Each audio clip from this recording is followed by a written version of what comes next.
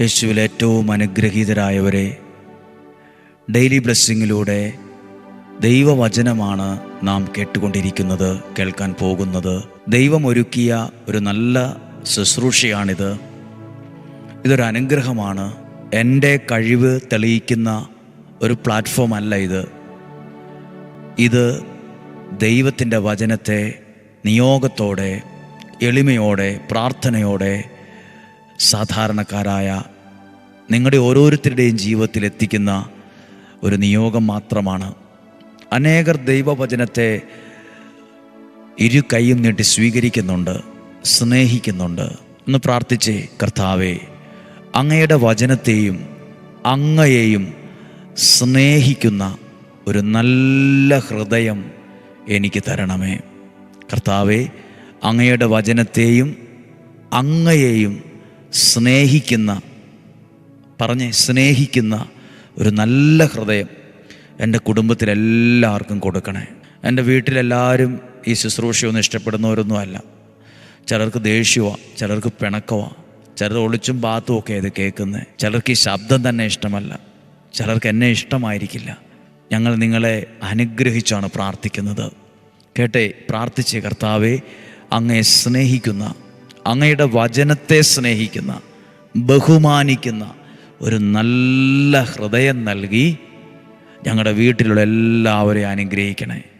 ആമേൻ. പ്രാർത്ഥനയോടെ, പ്രതീക്ഷയോടെ, സന്തോഷത്തോടെ നമുക്ക് ഈ വചനം കേൾക്കാം. ഇന്ന് വെള്ളിയാഴ്ചയാണ്. ഒത്തിരി ആളുകൾ ഇവിടെ ഇരുന്നും വചനം കേൾക്കുന്നുണ്ട്. ഒത്തിരി പേർ പ്രാർത്ഥിച്ചുകൊണ്ടാണ് ഇരിക്കുന്നത്. ദൈവം നിങ്ങളെ സഹായിക്കട്ടെ. കേൾക്കുന്ന വചനം ശ്രദ്ധിച്ചേ. ജെറമിയാ പ്രവാചകൻ്റെ പുസ്തകം 33-ാം അധ്യായം 3-ാമത്തെ വാക്യം പഠിക്കാനും ഓർക്കാനും എളുപ്പമാണ്. 33-ാം അധ്യായം 3-ാമത്തെ വാക്യം. എന്നെ വിളിക്കുക, ഞാൻ മറുപടി നൽകും. മറുപടി കിട്ടും. നിന്റെ ബുദ്ധിക്കതീതമായ മഹത്വവും നിഗൂഢവുമായ കാര്യങ്ങൾ ഞാൻ നിനക്ക് വെളിപ്പെടുത്തും. നിന്റെ ബുദ്ധിക്കതീതമായ വലിയ കാര്യങ്ങൾ പ്രാർത്ഥനയ്ക്കും മറുപടിയായി ദൈവം നിനക്ക് വെളിപ്പെടുത്തും. ദൈവം നിങ്ങളെ അനുഗ്രഹിക്കും. ഇതാണ് ജെറമിയ 33:3. ഇതിൻ്റെ ഉത്തരം എങ്ങനെയാണ് വരുന്നതെന്ന് അറിയാവോ? ഇതിൻ്റെ ഉത്തരം ഏത് വിധത്തിൽ റിഫ്ലക്റ്റ് ചെയ്തു എന്നറിയാവോ? 33-ാം അധ്യായം 15-ാമത്തെ വാക്യം വായിച്ചേ. ഇതാ എന്നെ വിളിക്കുക, ഞാൻ മറുപടി നൽകും.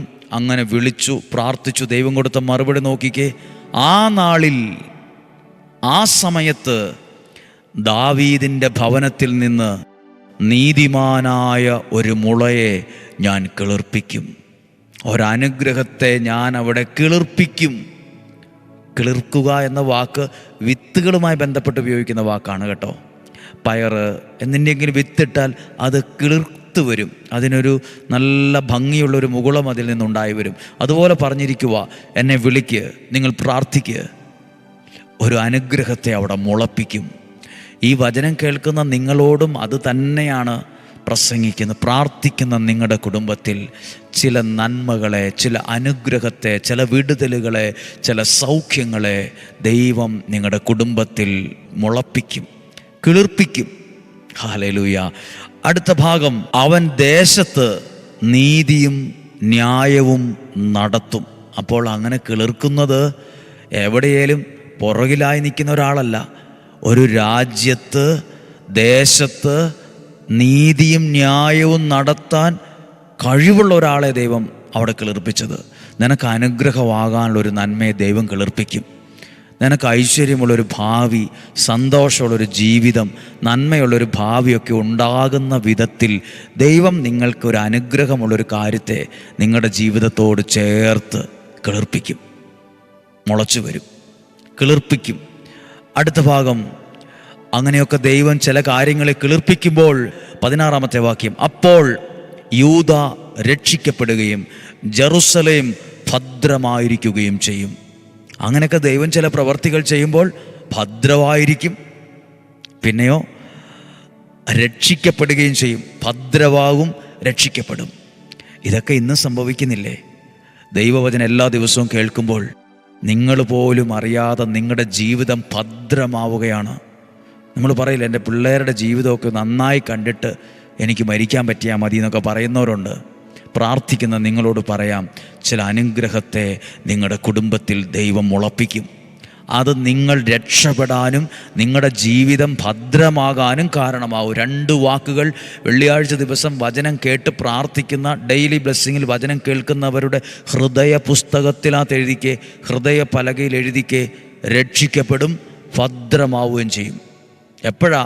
എന്നെ വിളിക്കുക, ദൈവത്തെ വിളിക്കണം, ഞാൻ മറുപടി നൽകും, ഞാൻ മറുപടി നൽകും. നിൻ്റെ ബുദ്ധിക്കും ശക്തിക്കും അതീതമായ കാര്യങ്ങൾ നിനക്ക് ഞാൻ വെളിപ്പെടുത്തും. അതിന് ഉത്തരവോടെ എഴുതിയിട്ടുള്ളത്, ദാവീദിൻ്റെ ഭവനത്തിൽ നിന്ന് നീതിമാനായൊരു മുളയെ ഞാൻ കിളിർപ്പിക്കും. നിനക്ക് അനുഗ്രഹമാകാനുള്ള നന്മയെ പ്രാർത്ഥനയ്ക്ക് ഉത്തരമായി ദൈവം കിളിർപ്പിക്കും. ഇന്നുവരെയും സങ്കടമാണോ, വിഷമമാണോ, നാളെക്കുറിച്ച് ആകുലതയാണോ, എന്തു ചെയ്യുന്നോർത്ത് തലപോകഞ്ഞ് ആലോചിച്ചുകൊണ്ടിരിക്കുവാണോ, ഒന്ന് കരയാൻ പോലും പറ്റാതെ, ഒന്ന് വിങ്ങി കരയാൻ പോലും പറ്റാതെ മനസ്സ് കിടന്ന് ആകുലത്തിൽ മുങ്ങിയിരിക്കുവാണോ? ഭാരപ്പെടുവൊന്നും വേണ്ട കേട്ടോ, ഭാരപ്പെടുവൊന്നും വേണ്ട.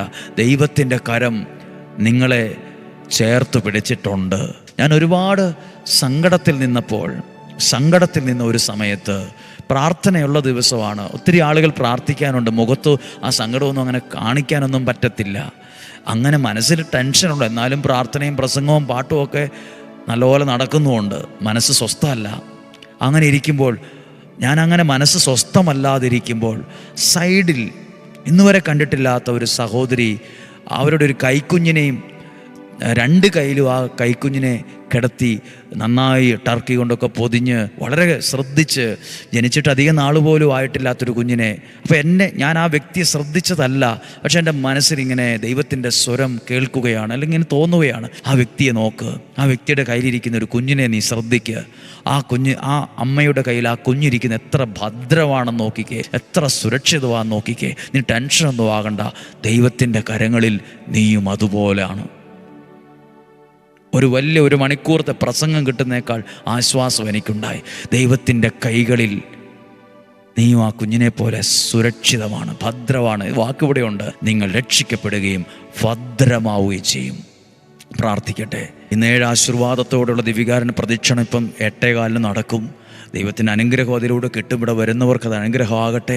ഇവിടെ ഇരിക്കുന്നവരൊക്കെ, ഇവിടെ വരുന്നവരൊക്കെ 33 പ്രാവശ്യം നിയോഗ കൊന്ത ഉപയോഗിച്ച് പ്രാർത്ഥിക്കുന്നുണ്ട്. അത് അനുഗ്രഹമാണ്, ദൈവത്തിൻ്റെ സഹായമാണ്. ഇതിനകത്തൊരു മുത്തുണ്ട്. ഓരോ ദിവസവും കേൾക്കുന്ന വചനം ഈ ഒരു മുത്തിൻ്റെ സ്ഥാനത്ത് പറയണം. എന്നിട്ട് 33 പ്രാവശ്യം ആ നിയോഗത്തിൽ നിങ്ങൾ പ്രാർത്ഥിക്കണം.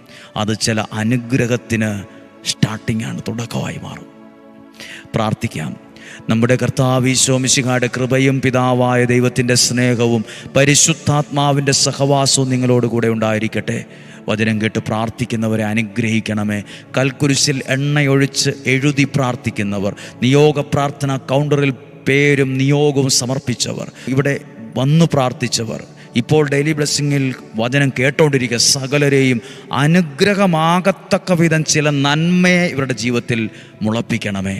ഇവർ രക്ഷിക്കപ്പെടണം, ഇവരുടെ ജീവിതം ഭദ്രമാകട്ടെ, ദോഷങ്ങളൊന്നും ഉണ്ടാകാതിരിക്കട്ടെ, രോഗങ്ങൾ, അപകടങ്ങൾ, ദുർമരണങ്ങൾ മാറിപ്പോകട്ടെ, ദീർഘായുസ്സും ആരോഗ്യവും സന്തോഷവും സമാധാനവും നിലനിൽക്കുന്ന ഐശ്വര്യവും ദൈവം നിങ്ങൾക്ക് തരട്ടെ. ദൈവത്തിൻ്റെ എല്ലാ നന്മകൾ കൊണ്ട് നിങ്ങളുടെ ജീവിതം അനുഗ്രഹമുള്ളതാകട്ടെ. ദീർഘായുസ്സും ആരോഗ്യവും ഉണ്ടാകട്ടെ. ഒന്നിനും ഒരു കുറവുണ്ടാവില്ല, എല്ലാം ഭംഗിയായി മാറും. ദൈവം അനുഗ്രഹിക്കും. പ്രിയപ്പെട്ടവരെ, ജനുവരി മാസം ഡേറ്റ് കൃത്യമായിട്ട് അറിയിക്കാം. ആദ്യത്തെ 3-4 ദിവസം കഴിഞ്ഞ് നമ്മുടെ കുഞ്ഞുങ്ങൾ പരീക്ഷയ്ക്കൊക്കെ ഒരുങ്ങുവാണ്. SLC, +1, +2 അതുപോലുള്ള വലിയ വലിയ പരീക്ഷകൾക്ക് ഒരുങ്ങുന്ന അവരുടെ ജീവിതവുമായി ബന്ധപ്പെട്ട പ്രധാനപ്പെട്ട കാര്യങ്ങൾ ഒരു മാസം അടുത്ത വർഷത്തിൻ്റെ ആദ്യ നാളുകളിൽ തന്നെ ആദ്യത്തെ ദിവസം കഴിഞ്ഞ് ഉടനെ പ്രാർത്ഥന ആരംഭിക്കുവാണ്. അതെല്ലാം നമ്മുടെ കോട്ടയ്ക്കുള്ളിലെ കുഞ്ഞുങ്ങൾ അനുഗ്രഹമാകാൻ കാരണമാവും. ഇന്നും ജീവിക്കുന്ന യേശുവിൻ്റെ നാമത്തിൽ വചനം കേട്ട് പ്രാർത്ഥിച്ചവരെ, അയച്ചു കൊടുത്തവരെ, ഷെയർ ചെയ്തവരെ, വചനം എഴുതിയവരെ, വിശ്വസിച്ചവരെ, സ്വീകരിച്ചവരെ മനസ്സുകൊണ്ട് ദൈവനാമത്തിൽ അനുഗ്രഹിച്ച് പ്രാർത്ഥിക്കുന്നു. വിശ്വസിക്കുന്നവരോട് പറയട്ടെ, നല്ലത് വരും, നന്മ വരും, പ്രതിസന്ധികളൊക്കെ മാറും, കയറി രക്ഷപ്പെടും. ദൈവം അനുഗ്രഹിക്കട്ടെ. സാധ്യമായ എല്ലാവർക്കും അയച്ചു കൊടുക്കുക. നാളെയും 5:30 ഒരുമിച്ച് കാണണം, ഒരുമിച്ച് തന്നെ പ്രാർത്ഥിക്കണം. ശനിയാഴ്ചയാണ് എങ്കിലും ഒരുമിച്ച് വചനം കേൾക്കാൻ നമുക്ക് സാധിക്കട്ടെ. നമുക്ക് ഒരുമിച്ച് കാണുന്നതുവരെ വലിയവനായ ദൈവം എന്നെ നിങ്ങളെയും കണ്ണിലെ കൃഷ്ണമണി എന്ന പോലെ പരിപാലിക്കട്ടെ. ആമേൻ.